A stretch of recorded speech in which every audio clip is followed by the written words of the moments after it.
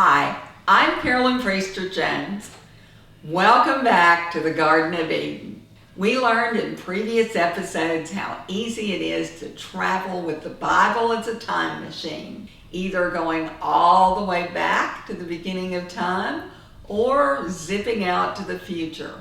Wherever we go, we come back gently to our present time where we can reflect on the lessons that we learned while we were gone. So we've been observing all kinds of things in this beautiful Garden of Eden, but some of the things we've seen have not exactly been pretty. We've seen up close and way too personal a being named Satan who tricked Adam and Eve, Earth's first couple, into doing the one thing that God told them not to do.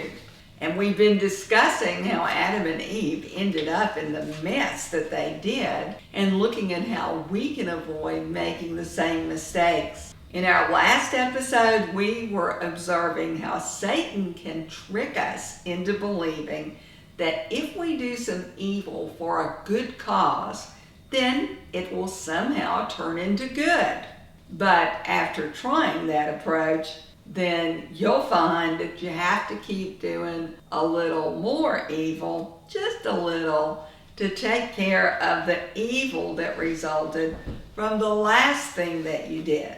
And before you know it, you're tied up so tight that you just can't do anything. And you're shocked because that rope that you're tied up in is the rope that you thought Satan was throwing you to help you get out of the last hole you were in. And you finally realize you're so far off the road that God marked out for you that you begin to fear that you're never going to find your way back. Now, the most absolute crucial time in your life will be the time after you realize you messed up.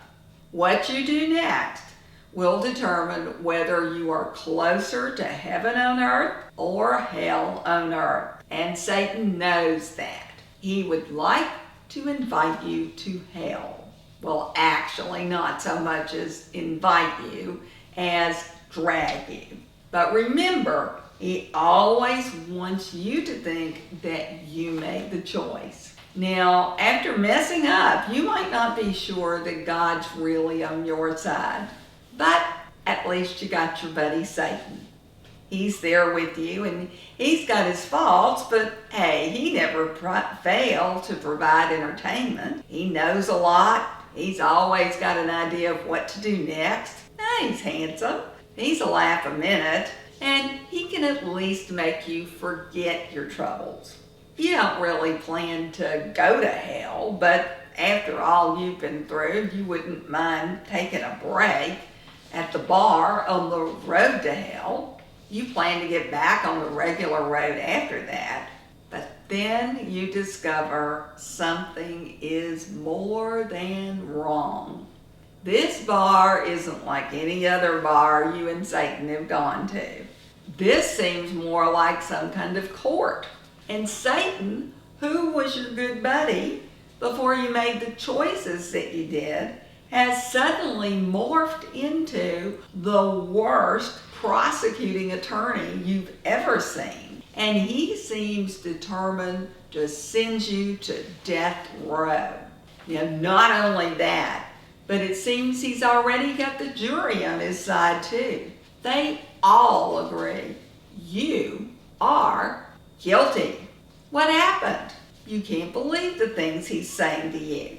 He's accusing you of being stupid, weak, and all kinds of things. You're crushed to the core.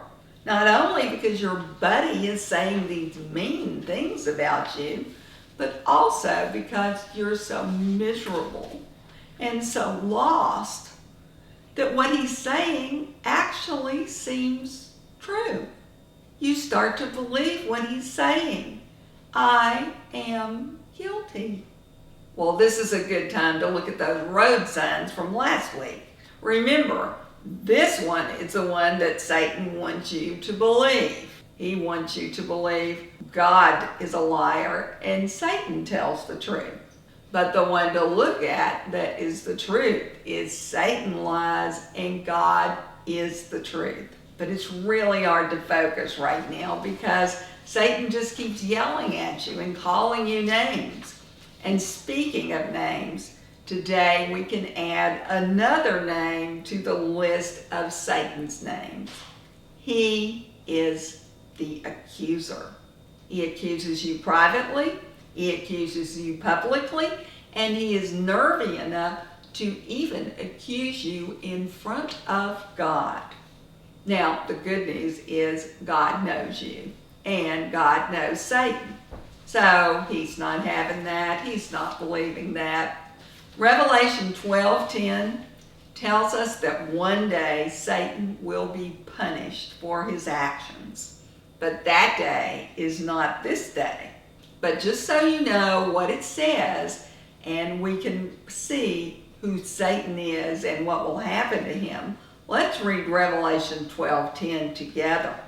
For the accuser of our brothers and sisters, who accuses them before God day and night, has been hurled down. That day will be coming, but that day hasn't happened yet. We have to be aware that Satan is the accuser.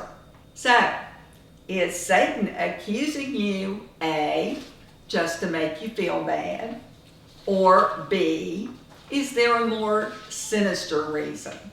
Hint, choose B, sinister. Now, Satan even tried this tactic on Jesus. In case you were wondering, Jesus didn't fall for it, and you shouldn't either. You've been warned. When Satan came to Jesus in the desert to tempt him, repeatedly he came at him questioning whether Jesus was really the Son of God. He tried to introduce that element of doubt. He said to Jesus, "If you are the Son of God." And then he tried to get him to do something. Well, Jesus knew who he was, and he knew who Satan was. And nothing Satan said would ever change that. So when you're laid out with shame and guilt for the bad choices that you've made, Satan's going to take advantage of that very moment to make you question whether you are really a child of God. When you see yourself the way Satan wants you to see yourself, you're going to feel horrified.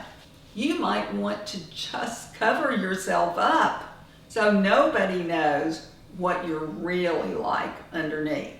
Well, Adam and Eve had the same reaction. When they heard God, they were mortified. They suddenly looked at themselves and they didn't feel the same connection that they had always felt with God. They really didn't want to look at themselves, at what God had created. They wanted to just cover up. And they tried to cover their nakedness with fig leaves. Now stop for a minute and think. You might not use fig leaves, but how many ways do you have to cover yourself up? Does anybody really know the real you? Well, the answer is yes, God does. God knows the real you. And he still loves you. As soon as you remember that, Satan is going to be quick to step in. Alarm, alarm. They are thinking about their connection with God. And so when he realizes that you're thinking about your Creator and how he made you and how you're remembering how wonderful it was to be in his presence, he will strike again. Oh yeah, he created you. You know, it's really his fault that you're in this mess. He created you to be the way you are. You keep doing the same sins over and over again. You never change. You can't change because he made you this way. It's really his fault. Now, he put you in this circumstance and he gave you the gun He didn't show up when you needed him. You had to take care of things all by yourself. And now he's going to blame you. It's not fair. You know, if he had not wanted you to do what you did, he could have stopped you. Now, notice how quickly Satan escalated that game of accuse. First, he blamed you. Now he seems to be back on your side and he's blaming God. And just to solidify his hold on you, Satan will say, oh, another thing, God is really mean. He's unmerciful. He's unforgiving. He's coming for you. He brought you into this world. He can take you out. You're about to find out what dead meat really is. That's going to be your next lesson. Well, Adam and Eve were too afraid to do a fact check on Satan's words, but before we move on, let's us do a mini fact check on just how mean God is. Deuteronomy 4:31 says, "For the Lord your God is a merciful God. He will not abandon or destroy you." Daniel 9:9 says, "The Lord our God is merciful and forgiving, even though we have rebelled against him." And there are a ton more scriptures that say the same thing. God is merciful. God is forgiving, even when we have rebelled against him. But Adam and Eve were under the influence of evil, and so they were afraid, very afraid. They realized those fig leaves weren't going to be enough to cover what they had done. And they decided the best thing they could do was hide quickly. Now, if things ever gotten so bad for you that you just wanted to hide, or maybe in fact you just did hide, there's one advantage to hiding, and that is if you really don't want to be found, then you better be very quiet. And so while Adam and Eve were hiding, the garden got very quiet. And then in the quiet, they heard God asking the question of them that he asked of us: where are you? Spend some time this week answering that question with God. Not where have you been? Not where might you go? Where are you? Be still and know that he is God.